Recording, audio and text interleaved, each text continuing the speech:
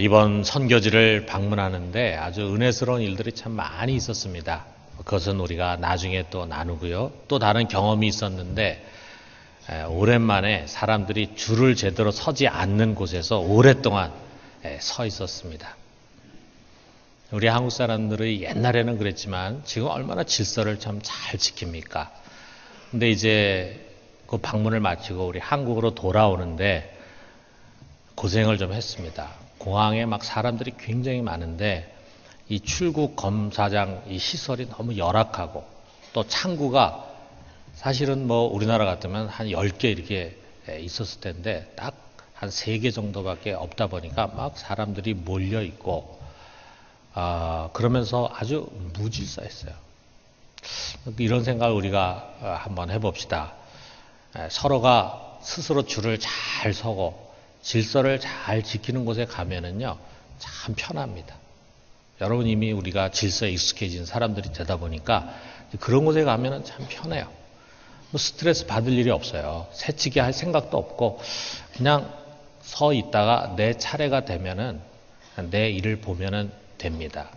그런데 무질서한 곳에 가면은 어떻습니까? 분명히 나보다 뒤에 왔는데 어느 사이인가 내 앞에 가 있어요. 뭐 한두 번은 양보해 줄 수 있는데 자꾸 그런 일이 반복이 되면은 신경이 거슬려지고 이제 스트레스를 받는 거죠. 우리가 이렇게 표현할 수 있을 것 같아요. 질서가 잘 지켜지는 시스템에서는 대부분의 구성원들이 공평하다는 느낌을 갖고 만족해야 합니다. 자, 그런데 무질서한 시스템에서는 대부분의 구성원들이 불공평하다 이런 생각을 가지고 힘들어하게 되어 있어요. 자, 우리 국가라고 하는 시스템은 이거보다는 훨씬 복잡하고 다양합니다. 그렇지만 그 근본 이치는 똑같아요. 국가가 정의롭고 그리고 공평하게 다스려지면은 국민들 모두가 평안해지고 그리고 참 착해집니다. 그런데 국가가 불의하고 잘못 다스려지면은 모두가 불편해하고 점차로 사악해집니다. 오늘날 우리 국민 주권 시대에서 국가 권력을 누구에게 주느냐 하는 것은 우리 국민들이 결정을 하지 않습니까? 물론 한번 그렇게 해서 권력을 주고 난 다음에 이제 끝 그것이 아니고 권력은 끊임없이 감시하고 비판하면서 또 평가해야 합니다. 그래서 이번처럼 국민의 힘으로 무리한 통치자를 탄핵할 수도 있습니다. 그러나 그런 일이 가급적이면 생겨서는 안 되죠. 처음 선택이 중요합니다. 정말 제대로 된 사람을 바르게 잘 분별해서 권력을 위탁을 해야 합니다. 이것이 우선이에요. 그래서 뭐 세상 사람뿐만이 아니라 우리 그리스도인들도 지금 우리의 중요한 삶의 환경이면서 또 평안 중에 경건 생활할 수 있는 영적인 환경을 결정지을 수 있는 그런 중요한 책임 한가운데 있습니다. 우리가 사람을 세운다는 게 참 쉬운 일이 아니잖아요. 우리가 인사가 만사다 그런 말도 있습니다. 우리 교회에서도 사람을 세우는 일이 있죠. 중직자, 선거 이런 것들이 있습니다. 그럴 때 우리가 어떤 기준을 가지고 지도자를 세우느냐 여기에 그 교회의 실상이 담겨져 있어요. 교인들이 무엇을 기준으로 교회 지도자를 세우느냐 이것이 그 교회의 참 모습입니다. 나와 관계 있는 사람, 나에게 잘해주는 사람이라고 해서 뽑아서 되겠습니까? 또 세상적으로 명망이 있는 사람, 그런 사람을 교회 지도자로 세우려고 한다면 그건 낭패죠. 자, 그런데 우리가 사람을 한두 가지를 가지고 평가하기는 어렵습니다. 기도만 잘하면 된다. 여러분 물론 기도라는 게 중요하죠. 교회 지도자가 될 사람은 기도 생활을 바르게 잘해야죠. 그렇지만 그 사람이 새벽 기도, 철야 기도를 열심히 나오는 것만 가지고 교회 지도자로 세울 수 있겠는가? 전도만 잘하면, 헌금만 잘하면, 봉사만 잘하면 여러분 이런 식의 판단 기준은 나이브하고 또 바람직하지 못한 것입니다. 그것은 그 하나하나는요 필요 조건은 될 수 있어요. 그렇지만 충분 조건은 되지 못합니다. 우리가 전 인격을 좀 봐야 되지 않겠어요? 전 인격. 그 사람의 영성이 어떤지 뿐만 아니라 그 사람의 인격이 어떤지 이런 것도 봐야 되지 않겠어요? 그래서 성경은 집사의 자격을 뭐라고 말하냐면 사도행전 6장 3절에 보니까 너희 가운데 성령과 지혜가 충만하여 칭찬받는 사람. 기가 막혀요. 요 속에 사실 다 들어있어요. 성령이 충만하고 지혜가 충만하고 그러면서 사람들로부터 칭찬을 받는 사람. 영성과 지성과 인격이 이 속에 다 담겨요. 그런 사람들을 잘 찾아보고 그런 사람들을 일꾼으로 세워라. 이렇게 말하고 있습니다. 여러분 국가 지도자도 마찬가지예요. 내 고향 사람이니까 나하고 같은 학교 출신이니까 여러분 이런 건 아니지 않습니까? 저도 우리 그리스도인이라고 할 때 우리가 이런 걸 기준으로 삼아서 국가의 지도자를 뽑는다면 그건 아니죠. 교회를 다니니까 물론 그 사람이 교회를 다니면 좋은 거죠. 그렇지만 교회를 다닌다고 해서 그 사람이 좋은 대통령이다. 좋은 대통령이 될 충분 조건이다. 이렇게 얘기할 수는 없잖아요. 이런 건 어떻습니까? 그 사람이 동성애와 낙태를 반대하고 있는가? 이슬람의 적대적인가? 당연히 우리 기독교인으로서는 동성애와 낙태를 반대합니다. 또 이슬람이 들어오는 것도 막아야 합니다. 우리 그리스도인으로서 국가의 지도자를 선출하는 데 있어서 국가의 정책을 좌우하는 중요한 위치에 있는 지도자를 선택하는데 우리가 생각하고 숙고하고 살펴야 할 중요한 기준입니다. 그러나 이것만 보고 국가 지도자를 선출하는 것이 옳습니까? 지금 미국의 보수적인 교회는요, 이런 딜레마에 빠졌어요. 7, 80년대부터 도덕적인 다수, 또 기독교 연합, 이런 아주 기독교 우파 단체들이 아주 극성스럽게 운동을 해가지고 그리스도인들로 하여금 선거에 적극적으로 참여하게 했어요. 그래 정치에 무관심하면 안 된다. 정치에 적극적으로 참여해야 된다. 이건 좋아요. 그런데 그들이 선거할 때 이슈는 오직 이겁니다. 동성애와 낙태. 이 정치인이 동성애와 낙태를 찬성하느냐 반대하느냐. 이거 하나만 가지고 지도자를 선출한다 이거예요. 그것만이 성경이 말하는 정치 기준인 양 생각하는 것입니다. 그 결과 이 트럼프와 같은 그런 사람을 당선시켰어요. 여러분 동성애라고 하는 것은 분명 중요한 이슈입니다. 그러나 그것만이 성경이 말하는 정치적인 기준은 아닙니다. 불과 우리 10년 전만 하더라도요. 이것은 큰 주목을 받지 못했습니다. 또 낙태 문제라고 하는 것을 볼 때 미국은 이것이 큰 정치적인 이슈입니다. 그러나 우리나라에서는 이것은 별로 그렇게 크게 중요하게 생각하지 않아요. 이 사람이 낙태에 대해서 찬성하느냐 반대하느냐 이걸 가지고 지도자를 결정하는 그러한 중요한 이슈로 삼지 않습니다. 이처럼 시대에 따라서 또 국가에 따라서 관심사가 다양합니다. 또 앞으로 우리 10년, 20년 뒤에는 4차 산업이 발달하면서 또 다른 윤리적인 이슈가 부각이 될 것입니다. 그러나 성경이 국가에 대해서 말하는 보편적인 것이 있습니다. 시대라든지 또는 민족에 따라 달라질 수 없는 가치들이에요. 분명히 국가의 권세를 하나님께서 허락하셨고 우리 주권은 하나님으로부터 나오는 것인데 국가의 권세를 허락하신 그 하나님께서 국가와 통치자들에게 요구하는 보편적인 것이 있습니다. 이렇게 국가가 세워져야 되고 이렇게 국가를 다스려야 된다라고 하는 그 내용이 성경에 많이 있지만 특별히 이 미가서에 많이 담겨져 있습니다. 그래서 여러분 우리 복음적인 신앙을 가지고 그것을 정치 속에 실현하려고 했던 그런 정치인이 있는데 바로 지미 카터라고 하는 미국 대통령이에요. 그런데 그가 1977년에 대통령 취임식에서 이 성경을 미국의 대통령이 성경에 손을 얹고 그리고 이제 취임 선서를 하지 않습니까? 그런데 이 성경을 펴가지고 그 편 성경 위에다 손을 얹고 했는데 그 핀 성경이 미가서 6장 8절이었습니다. 그것을 그 위에 손을 얹고 선서한 뒤에 낭독을 했어요. 자, 미가서 6장 8절이 어떤 내용이냐면 바로 이것입니다. 사람아, 주께서 선한 것이 무엇임을 내게 보이셨나니 여호와께서 내게 구하시는 것은 오직 정의를 행하며 인자를 사랑하며 겸손하게 내 하나님과 함께 행하는 것이 아니냐. 그는 이 말씀을 자기의 대통령으로서의 직임 속에 실천하겠다라고 하는 그런 결심을 국민들 앞에 보여준 것입니다. 이것도 유명한 말씀이지만 오늘 우리가 읽은 성경 역시 유명한 말씀입니다. 특별히 4장 1절에서 2절을 좀 주목해 봐요. 1절을 먼저 보면은 끝날에 이르러는 여호와의 전해산이 산들의 꼭대기에 굳게 서며 작은 산들 위에 뛰어나고 민족들이 그리로 몰려갈 것이라 그랬어요. 끝날, 곧 말세에 일어날 일을 이야기하고 있습니다. 자, 그렇다면 여기에 이 끝날이라는 것이 언제를 말하는 것일까? 보통은 예수님께서 재림하는 날이라고 설명을 합니다. 그러나 그날에 많은 이방 민족들이 주께 나와서 말씀을 배운다라고 하는 해석도 사실 자연스럽지 않습니다.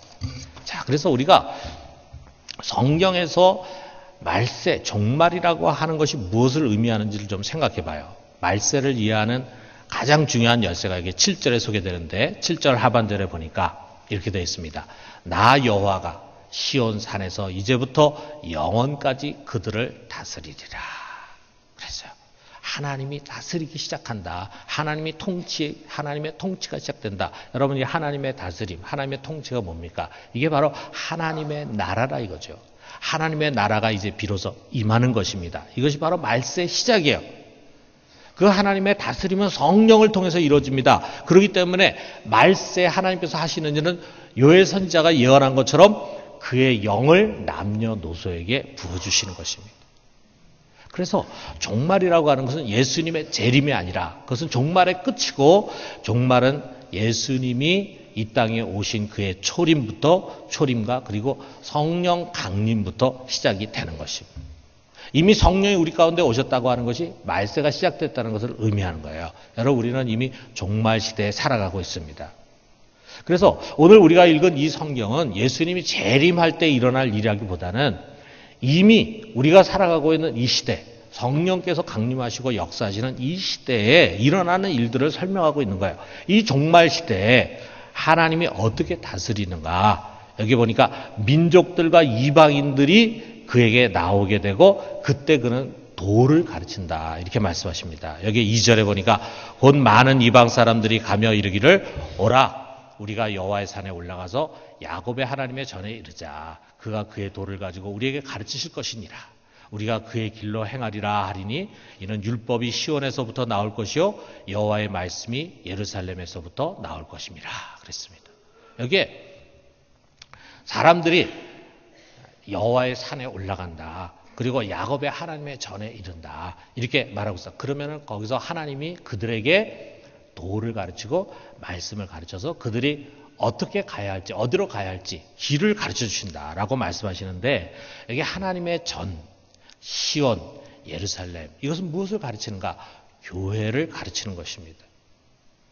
율법이 시온에서부터 나오고 여호와의 말씀이 예루살렘에서 나온다라고 할 때 이 율법과 하나님의 말씀을 갖고 있는 시온과 예루살렘은 바로 교회입니다. 여러분, 교회가 뭐냐? 교회는 하나님의 말씀을 받은 곳입니다.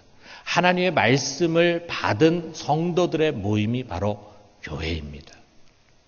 만왕의 왕이신 하나님께서 먼저 자신의 뜻을 교회 안에 계시하셨어요. 이 세상은 하나님의 말씀을 들을 수도 없고 알 수도 없고 깨달을 수도 없어요. 그러나 성령을 받은 성도들은 하나님의 말씀을 깨닫게 됩니다. 알게 됩니다. 그리고 하나님은 이제 교회를 세상의 예언자로 세우신 것입니다. 교회는 하나님의 도를 세상에 선포하고 가르쳐야 할 책임이 있어요. 그리고 세상 나라는 교회를 통해서 하나님의 도를 들어야 됩니다. 하나님이 세상에 권세를 주셨는데, 국가를 세우셨는데 어떻게 통치하는 것이 올바른 것인가? 그것을 세상은 직접 하나님의 음성 들을 수 없지만 교회가 그 하나님의 뜻을 깨닫고 그것을 세상에 가르치는 것입니다. 오늘 여기서 우리가 이 두 가지를 좀 듣도록 합시다. 첫째는 뭐냐면 정의를 시행하라 라고 하는 것입니다. 먼저 여기 우리가 읽은 3장 9절 위쪽에 3장 1절을 주목을 해봐요. 3장 1절에 이렇게 말씀합니다. 내가 또 이르노니 야곱의 우두머리들과 이스라엘 족속의 통치하더라 들으라. 정의를 아는 것이 너희의 본분이 아니냐. 지금 이스라엘의 지도자들에게 하나님이 말씀합니다. 너의 본분이 뭐냐? 정의를 아는 것이다. 여러분, 국가 지도자의 본분이 무엇입니까? 정의를 아는 것이고, 그리고 그것을 깨달은 대로 실천하고 실행하는 것이 바로 국가 지도자의 본분이에요. 그런데 이스라엘 통치자들이 이 본분을 잃어버렸다 이거죠. 그래서 우리 9절에 보니까 야곱 족속의 우두머리들과 이스라엘 족속의 통치자들, 곧 정의를 미워하고 정직한 것을 굽게 하는 자들아 원하노니 이 말을 들을지어다. 이스라엘의 지도자들은 정의를 미워하고 정직한 것을 굽게 하는 자들이었어요. 그래서 그 뒤에 그들이 정의를 미워하고 정직한 것을 굽게 하는 행위가 어떤 것인가가 소개가 되고 있는데 10절에 보니까 불의한 피를 흘리면서 죄악으로 통치했다는 것이 나옵니다. 인권을 유린하는 거죠. 사람을 함부로 대하는 거죠. 죄가 없는 사람인데 죄를 뒤집어 씌워가지고 그래서 불의한 피를 흘리게 하는 거죠. 그리고 11절에 보니까 사회 지도자들이 뇌물을 받고 재판을 굽게 합니다. 이에 덩달아 가지고 종교 지도자들, 이게 제사장들이나 선지자들도 돈을 받기 위해서 사역을 하는 거예요. 자, 그러다 보니까 자연히 그 사회는 불의와 탐욕이 우글대는 사회가 됐습니다. 거기에 무슨 공평과 정의가 있겠어요. 근데 이들은 우리 하나님께서 우리와 함께 하시니 재앙이 우리에게 미치지 않을 것이다 라고 좋은 말로서 백성들에게 이야기를 합니다. 그러나 하나님의 말씀은 바로 너희로 말미암아 내가 너희 사회를 뒤엎고 또한 징계하고 멸망할 것이다 라고 하는 것을 예고하십니다. 여러분, 현재 우리나라를 보면은요, 정의의 문제가 심각하다는 것을 느끼지 않을 수 없어요. 근간에 와서 인권이라든지 민주주의는 오히려 후퇴하고 과거의 권위주의 시대로 돌아가는 현상이 역력합니다. 빈부격차는 더 벌어지고 있어요. 우리가 1995년에서 2012년 사이에 상위 10%의 소득 점유율의 변화를 보면은 소득 분배가 세계에서 가장 빠른 속도로 악화되고 있습니다. 빈부격차가 굉장히 심화되고 있다는 이야기예요. 우리나라는 OECD 국가 중에서 GDP 대비로 복지 지출률이 가장 낮습니다. 어떤 사람들이 계속해서 복지 지출을 늘리면은 사람들이 받아먹기만 하고 게을러진다 이렇게 얘기하는데 우리가 OECD 적어도 중선진국들을 대상으로 해서 보면은요, 우리는 전체 소득에 비해서 복지 지출률이 굉장히 낮은 나라입니다. 더 많이 복지 지출을 해야 합니다. 노인 빈곤율, 자살률, 저출산율, 정부 신뢰도, 미래 불안도에 있어서 최악의 수준이에요. 한마디로 말하면 정의로운 통치가 안 되고 있다는 그런 이야기입니다. 그러므로 우리가 국가 지도자를 세울 때 다른 무엇보다도 이 안목을 가져야 합니다. 이 사람이 과연 정의로운 사람인가? 정의로운 말을 하는 사람이 아니라 지금까지 정말 정의의 가치를 추구하며 살아온 사람인가? 여러분, 우리가 말이라는 것은 쉽게 하잖아요. 특별히 선거 때가 되면은 모두가 다 얼마나 감언이설을 가지고 우리 백성들을 현혹합니까? 그런데 이 사람이 지금까지 어떻게 살아왔는가? 권력지향적으로 이 권력 저 권력에 붙어 다니면서 자기 일신의 안위를 위해 살아온 사람인가? 아니면 정말 바른 정의의 가치를 가지고 고난이 있더라도 그것을 감수하면서 살아온 사람인가? 라고 하는 것을 우리가 들여다봐야 된다. 그래서 사회 정의를 실현할 사람인가? 라고 하는 것이 우리 선택의 중요한 기준이 되어야 된다라고 하는 것을 말합니다. 뇌물을 멀리하고 사욕에 사로잡히지 않고 백성을 우선해서 섬길 사람인가? 인권을 경시해서 억울한 자를 양산하고 그야말로 여기 성경의 표현처럼 피와 죄악으로 성을 쌓는 사람은 아닌가? 부하고 가진 자들의 편에 서가지고 가난한 자들을 외면하는 그런 사람은 아닌지를 우리가 살펴봐야 합니다. 그래서 여러분, 우리 사회가 정말 정의가 물같이 흐르고 공법이 하수같이 흘러가는 그런 나라로 우리가 세워갈 수 있기를 주님의 이름으로 축원합니다. 두 번째로는 평화를 이루라라고 하는 것입니다. 여러분, 이 민족들이 이제 여호와의 산에 올라서 하나님의 도를 듣고 그리고 그의 지시하는 길로 걸어가게 될 때 어떤 일이 일어나는가를 우리가 살펴봐요. 3절에 있는 말씀은 유명한 말씀이니까 자, 우리 같이 한번 읽어봅시다. 그가 많은 민족들 사이에 이를 심판하시며 먼 곳 강한 이방 사람을 판결하시리니 무리가 그 칼을 쳐서 보습을 만들고 창을 쳐서 낫을 만들 것이며 이 나라와 저 나라가 다시는 칼을 들고 서로 치지 아니하며 다시는 전쟁을 연습하지 아니하고. 지금 여기서 보니까 하나님이 많은 민족들 사이를 심판하시고 강한 이방 사람 판결한다 그랬어요. 여기 심판하고 판결한다는 것은 통치한다는 그런 뜻입니다. 하나님이 통치하시고 그의 통치를 따를 때 이 세상 속에 어떤 변화가 일어나느냐, 다른 어떤 것보다도 이 세상에 일어나는 변화는 바로 평화라고 하는 거예요. 평화. 지금까지는 사람들이 서로 싸우고 전쟁하고 서로 죽이고 하는 그런 세상이었는데 그들이 하나님의 통치 아래로 들어오니까 어떤 변화를 일으킵니까? 칼로 쟁기를 만듭니다. 창으로 낫을 만듭니다. 다시는 전쟁을 일으키지 않을 뿐만 아니라 전쟁 연습조차 하지 않는다 이거예요. 왜? 하나님 그렇게 가르치시니까. 자, 우리가 여기서 국가를 향한 하나님의 뜻을 분명히 보여주십니다. 전쟁이 아니고 평화래, 평화. 주님은 평화의 왕으로 오셨습니다. 여러분, 우리가 정말 하나님을 경외하는 신앙을 가진 사람이라면요, 우리는 칼을 녹여서 쟁기를 만들고 창을 부서뜨려서 낫을 만드는 사람이 될 것입니다. 우리 각 개인의 삶 속에서도 누군가에 대한 미움의 감정, 미움의 벽을 허물고 그와 다시 화목하고 화친한 사람이 될 것입니다.